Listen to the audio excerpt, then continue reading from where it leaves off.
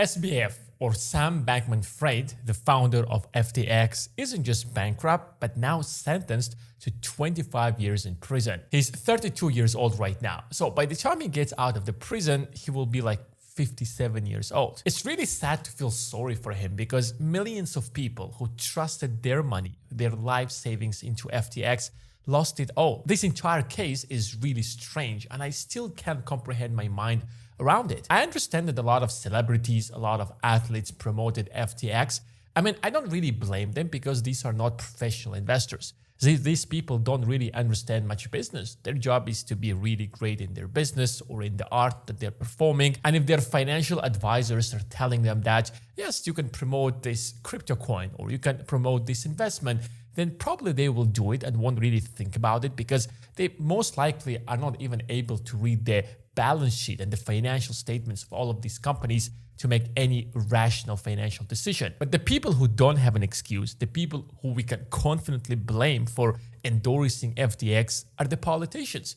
And I guess the main reason behind that is that he was literally one of the largest donors in the Republican and the Democratic Party. So these politicians probably didn't really want to cut their source of income. I mean, as long as the money is coming from SBF, they will keep endorsing FTX.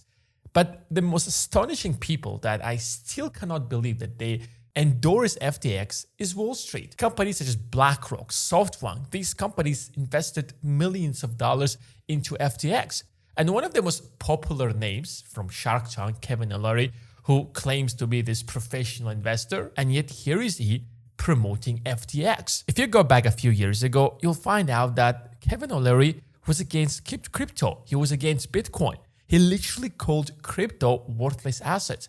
And here he is promoting FTX. What exactly has happened? In fact, he signed a $15 million deal to promote FTX.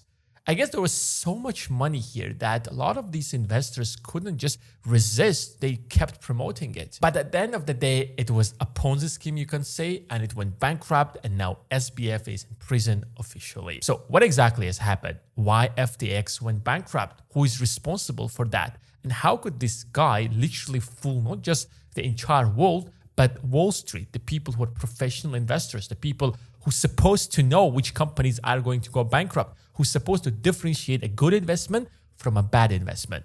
So let's try to find out what exactly is happening here. Crypto became mainstream back in 2017. I mean, if you just go back to 2016, especially the beginning of 2016, a single Bitcoin used to worth less than $500. Now it's really difficult to believe that just in 2016, a single Bitcoin was like $400. And now in 2024, the price of Bitcoin has surged to around $70,000. And I remember I used to watch how the price of Bitcoin simply kept rising. First it crossed $1,000, then $2,000, then $3,000. That attracted a lot of people from across the globe. Of course, it did not really attract professional investors. Wall Street back then was not interested in Bitcoin and crypto in general. But as the price of Bitcoin started growing, enthusiasts from across the globe started mining more and more Bitcoin, and that drove the price even higher. And everybody who understands how the stock market works, everybody who understands how investing works, knew that Bitcoin has turned into a bubble. Investors expect that bubble to burst, and that will be the end of it. It might not disappear, but it will certainly lose a lot of its value. And that's exactly what happened in 2017 when the Bitcoin price crossed around $18,000 or $19,000. And I remember even making a video about it, telling everybody and warning my audience that you have to be careful because it has turned into a bubble and it will burst. And after 2017, like in 2018, the price of Bitcoin crashed to less than $4,000. I guess that was the second best time to buy Bitcoin because even today, if you count it, you would have made 20 times your investment. But a lot of people after that forgot about crypto because it didn't grow that much after that, and it took Bitcoin years to grow and cross $10,000. In fact, it happened in 2020 when we had an inflow of cheap money getting into the economy by the Fed. It inflated all prices. It inflated all assets in the market. That's when SBF got into crypto in 2017. That's when he got interested about Bitcoin and crypto in general. So he had the idea of trading Bitcoin and crypto in general. So he set up Alameda Research, the company that traded crypto. And it was, frankly speaking, quite successful. They made a lot of money on their investment trading crypto. But SBF was thinking of a different project. In 2019, he launched this secret project called FTX. And he could successfully attract investors because he had a good track record of trading crypto with Alameda Research. So he attracted millions of dollars to start his new project. But that wasn't what made him so successful. His father, who was a Stanford professor, connected him with the private equity CEO, Thoma Bravo. And the CEO of Thoma Bravo was so impressed by SBF that he decided to give him $900 million. That gave him a lot of credibility. But SBF understood that if he wants to make money in crypto, he has to get FTX in front of the eyes of everybody. So he started splashing millions of dollars in order to attract attention. He started endorsing celebrities. He started paying athletes to promote FTX. He started sponsoring sports, basketball games, cricket games. You could see FTX everywhere. You're watching sports and you see FTX. And then you turn on to Instagram and you see your favorite social media influencer promoting FTX. So that builds that trust between you and FTX indirectly and consciously. And then you find yourself that when you want to trade crypto, you will use FTX. But he knew that that's not enough. He needs investors to trust him. So he started acting like he doesn't care about money at all. All he wants is to make the world a better place. So he started driving a Toyota, living a simple life. So different magazines, different journalists started speaking and talking about the fact that this is the next Steve Jobs. He doesn't care about money. All he wants is to make the world a better place. He even pledged that he will donate all of his wealth to charity, which sounds like a great goal in your life.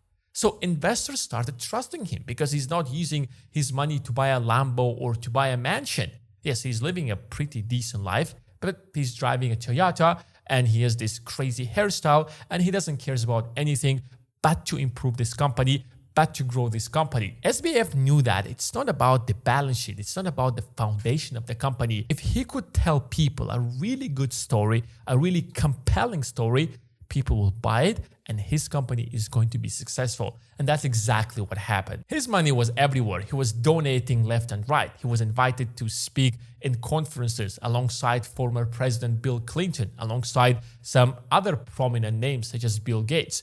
Even Congress invited him to testify in front of the Congress about the safety of crypto. So when people watch the news, when people see that this is the face of crypto, this is the guy that is promoting crypto to be regulated, this is the guy who understands crypto. So if he's invited to Congress, maybe we can trust him. Maybe we can trust his company. So if everything was so great for SBF, if everything was growing, if his company was so skyrocketing, if everybody believed SBF and his company, what exactly went wrong? Why the company collapsed?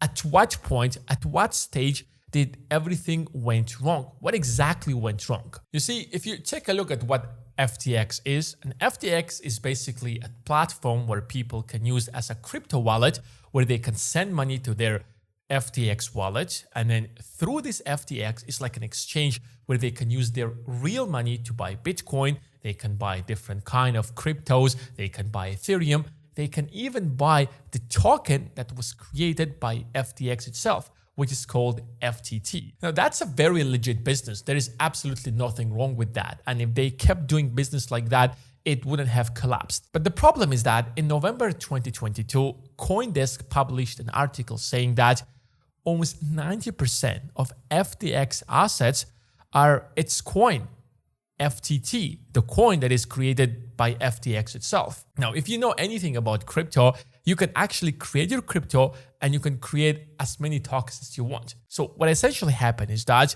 clients who send their life savings, who send their hard-earned cash to FTX, it wasn't with FTX. It was loaned to Alameda Research to trade crypto, sponsor expensive sport events, and even donate to politicians. But FTX backed that with the collateral, with the tokens that they have created out of thin air. And that's what was leaked in November 2022, when people realized that FTX doesn't have enough cash to pay back everybody who kept their money in FTX, because almost 90% of their assets were just tokens that FTX itself created.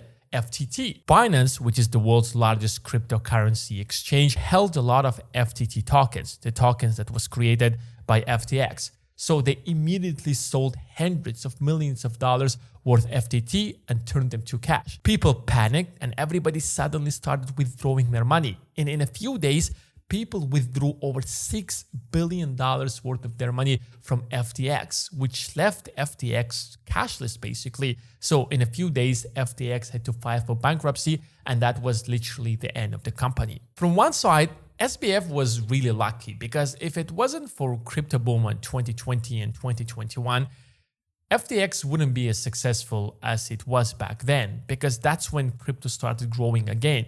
And if you just pay attention, SBF started FTX in 2019, literally a year before that crypto boom happened. But on the other hand, if a lot of people at the same time wouldn't withdraw so much money from FTX, it would have survived. You can say that it was a bank run. Let's say we have a bank and everybody keeps his money in this bank A.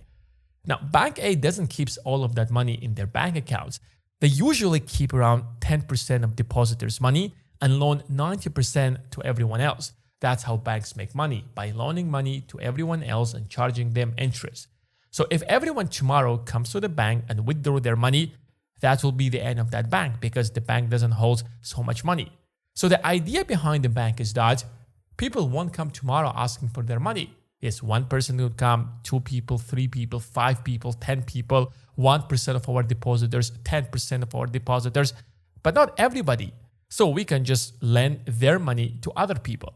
And that's exactly what FTX did. But instead of just loaning their money to other people, FTX spent that money on different stuff. Spent it on sponsoring sport events, spent it on celebrities. He spent it on donating to different politicians. So if it wasn't for that leak, I guess FTX would have survived this storm. But we never know what would have happened, because the foundation of FTX wasn't really solid. FTX certainly isn't really the first crypto bankruptcy, and it certainly won't be the last, because the crypto space is still evolving. It's still at the beginning of its journey, because crypto or Bitcoin emerged back in 2008 or 2009, and crypto is basically 15 years old.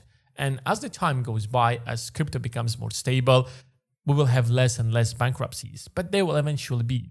Especially now we have Wall Street getting serious about crypto and Bitcoin in general, since we had BlackRock and other major companies from Wall Street launching their crypto ETFs. So I guess crypto is going to be much more stable and we won't have such big bankruptcies. I mean, you can never say, because even though that the financial industry overall is stable and it has been around for hundreds of years, but even though we had such stable companies in 2008, some of the largest companies such as Lehman Brothers still filed for bankruptcy because the people at the top misused their power and acted in their best interest instead of the best interest of the company itself. But I guess SBF is going to be an example to everyone else in the crypto industry.